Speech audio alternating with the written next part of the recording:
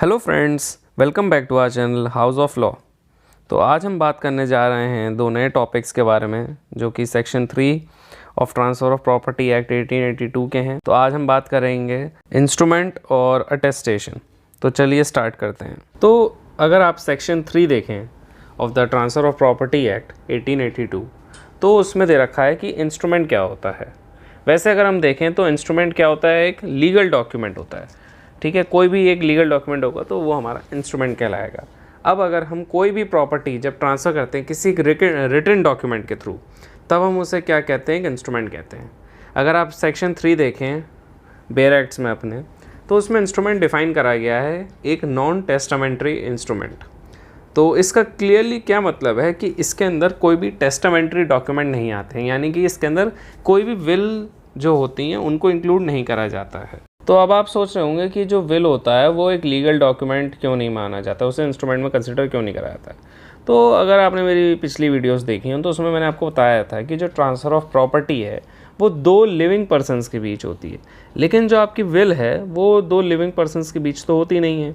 Will applicable ही तब होती है जब एक पर्सन की डेथ होती है, तो वो जो है आपका वो इंस्ट्रूमेंट में नहीं आता है। मैंने इसमें यही लिखा हुआ है कि जो ट्रांसफ़र ऑफ प्रॉपर्टी है वो सिर्फ only after the death of the tester के बाद ही होती है, और जो ट्रांसफ़र ऑफ प्रॉपर्टी एक्ट है वो एप्लीकेबली तब होता है जब दो पर्सन्स जो जिनके बीच ट्रांसफ़र हो रहा है वो लिविंग हो। ये जो आपका ट्रांसफ़रर है और ट्रांसफ़री है वो दोनों ही अलाइव होने चाहिए जिस डेट को भी हमारी प्रॉपर्टी का ट्रांसफ़र हो रहा है। हम अपना नेक्स्ट टॉपिक देखते हैं, अटेस्टेड। तो अटेस्ट मीन्स क्या होता है? तो अटेस्ट का मतलब होता है किसी फैक्ट को साइन करना या उसका विटनेस होना। अटेस्टेशन का अगर हम मीनिंग देखें तो उसका मतलब क्या होता है कि the act of giving evidence और becoming witness is called attestation.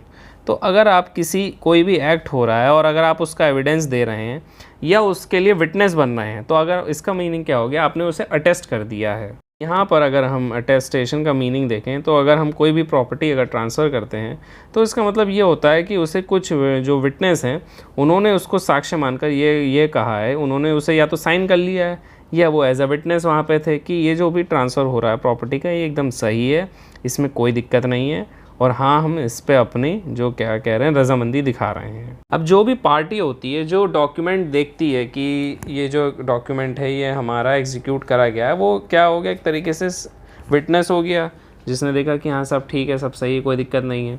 जो भी विटनेस जो अटेस्ट करेंगे उन्हें हम क्या कहेंगे, अटेस्टिंग विटनेस कहेंगे। एग्जीक्यूट का मतलब क्या होता है कि लिखना या अपने सिग्नेचर्स उस इंस्ट्रूमेंट पर करना। अगर आप सेक्शन 3 देखें फिर से अपने TPA में, तो अगर हम अटेस्टेशन की डेफिनेशन देखें तो उसमें काफ़ी लंबी सी एक डेफिनेशन दे रखी है जो कि आप देख सकते हैं। तो मैंने इसको क्या करा है, अलग अलग पॉइंट्स में सेपरेट कर दिया ताकि आप इसे आसानी से समझ सकें, क्योंकि अगर आप बेयर एक्ट में एक साथ अगर पूरी डेफिनेशन पढ़ने बैठ गए तो आप कहेंगे ये क्या डेफिनेशन लिखी हुई है, इसमें तो कुछ समझ ही नहीं आ रहा है। ये बड़ी अच्छी बात कही आप। तो इसलिए मैंने सारे पॉइंट्स को अलग अलग कर दिया है ताकि आप अच्छे से समझ सकें। अब अगर हम एसेंशियल्स देखें वैलिड अटेस्टेशन के तो क्या क्या होते हैं देखते हैं हम। तो सबसे पहले फर्स्ट पॉइंट जो है वो ये है कि जितने भी आपके अटेस्टिंग विटनेस जो भी होंगे हमेशा वो 2 होंगे या 2 से ज़्यादा होंगे। अगर आप सेकंड पॉइंट देखें तो ऑर्डिनरली क्या होना चाहिए आमतौर पर कि जो भी विटनेस है वो क्या इस बात को इंश्योर करेगा कि जो भी हमारी प्रॉपर्टी का ट्रांसफ़र हो रहा है एग्जीक्यूटेंट के द्वारा, मतलब जो जिसकी प्रॉपर्टी है और वो उसे अपने ट्रांसफ़र कर रहा है, वो ये देखेगा कि हाँ ये उसी पर्सन ने उस इंस्ट्रूमेंट पर साइन करा है या उसी पर्सन का थंब इम्प्रेशन है। फिर ऐसा भी हो सकता है कि जो एग्जीक्यूटेंट है वो खुद ना होकर किसी और के थ्रू भी साइन कर दे इंस्ट्रूमेंट पर, तो उसके लिए भी आपका क्या हो सकता है, विटनेस उसको भी देख सकता है और कह सकता है हाँ ये ठीक। या फिर ऐसा भी हो सकता है जो विटनेस है उसने एग्जीक्यूटेंट के थ्रू कोई पर्सनल एक्नॉलेजमेंट रिसीव कर लिया हो कि हाँ ठीक है ये मेरा ही सिग्नेचर है, ये सब ठीक है, और आप इसको विटनेस कर लीजिए, आप इसको देख लीजिए, हाँ हाँ ये सही है, कोई दिक्कत नहीं है और मैं गवाही दे रहा हूँ कि ये सब ठीक है। तो जो विटनेस है वो कह सकता है हाँ ठीक है, कोई इशू नहीं है इसमें। तो जो भी आपके विटनेस हैं वो उस इंस्ट्रूमेंट पर किसके प्रेजेंस में साइन करेंगे, एग्जीक्यूटेंट के प्रेजेंस में साइन करेंगे। ये बात भी आपको ध्यान रखने की ज़रूरत है। एक एसेंशियल और आपको क्या ध्यान रखना है कि जितने भी टेस्टिंग विटनेस हैं ये ज़रूरी नहीं है कि एक ही टाइम पर सारे विटनेस मौजूद हों, कि सारे विटनेस जब तक नहीं होंगे एक साथ तब तक वो अटेस्टेशन वैलिड नहीं माना जाएगा, ऐसा कुछ नहीं है। अलग अलग टाइम पर भी अटेस्टेशन हो सकता है। और नेक्स्ट पॉइंट आपको और क्या ध्यान रखना है कि कोई ज़रूरी नहीं है जो आपका अटेस्टेशन है वो पर्टिकुलर किसी फॉर्म में ही प्रेजेंट हो। अगर किसी और फॉर्म में भी अटेस्टेशन हो सकता है तो उसको भी वैलिड माना जाएगा। जो अटेस्टर होना चाहिए वो कैसा होना चाहिए, सू जनरस होना चाहिए, मतलब कि वो केपेबल हो कॉन्ट्रैक्ट में एंटर करने के लिए।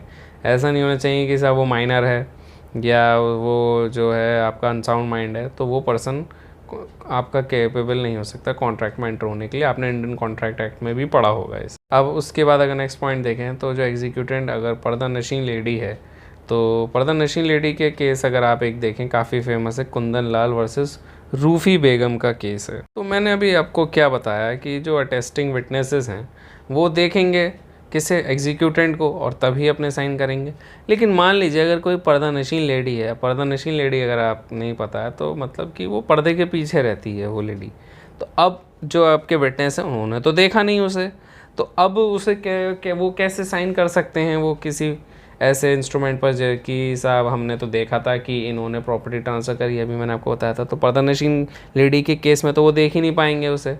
तो कुंदन लाल वर्सेस रूफ़ी बेगम के केस में कोर्ट ने ये कहा था कि अगर कोई एग्जीक्यूटिव पर्दा नशीन लेडी है तब वहाँ पर ऐसी कोई भी दिक्कत नहीं है, तब वहाँ पर जो आपके अटेस्टिंग विटनेस हैं वो इंस्ट्रूमेंट पर साइन कर सकते हैं और विटनेस बन सकते हैं। अटेस्टेशन का ऑब्जेक्ट देखें कि हम अटेस्टेशन करते क्यों। तो अटेस्टेशन से क्या होता है, जो भी आपका डॉक्यूमेंट है उसकी क्या इंश्योर हो जाती है, ऑथेंटिसिटी या ट्रूथफुलनेस एग्जीक्यूशन की। उसके मतलब कि जो भी एग्जीक्यूटेंट ने उस प्रॉपर्टी का ट्रांसफ़र करा है तो वो क्या सही से हो रहा है नहीं हो रहा है, क्या उसकी प्रॉपर्टी है नहीं है, क्या उसके ने जो करी है प्रॉपर्टी ट्रांसफ़र ये सही से कर रहा है नहीं कर रहा है। तो ये सब कौन इंश्योर करता है, आपके विटनेस इंश्योर करते हैं। और ये किसके थ्रू करते हैं, अटेस्टेशन के थ्रू इंश्योर करते हैं। तो इसलिए ये बहुत ही इंपॉर्टेंट हो जाता है। उसके अलावा क्योंकि ये कॉन्ट्रैक्ट है तो अगर आपने इंडियन कॉन्ट्रैक्ट एक्ट के प्रोविजंस पढ़े होंगे तो उसमें दे रखा है कि जो भी ऐसा कॉन्ट्रैक्ट होना चाहिए वो कैसा होना चाहिए, फ्री कंसेंट का होना चाहिए।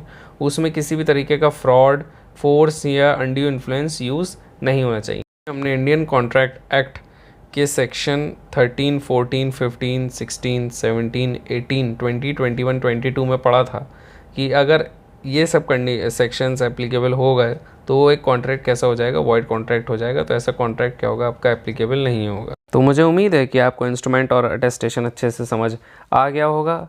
अगर आपको ये वीडियो पसंद आता है तो इसे लाइक करें, शेयर करें और मेरे चैनल हाउस ऑफ लॉ को सब्सक्राइब ज़रूर करें।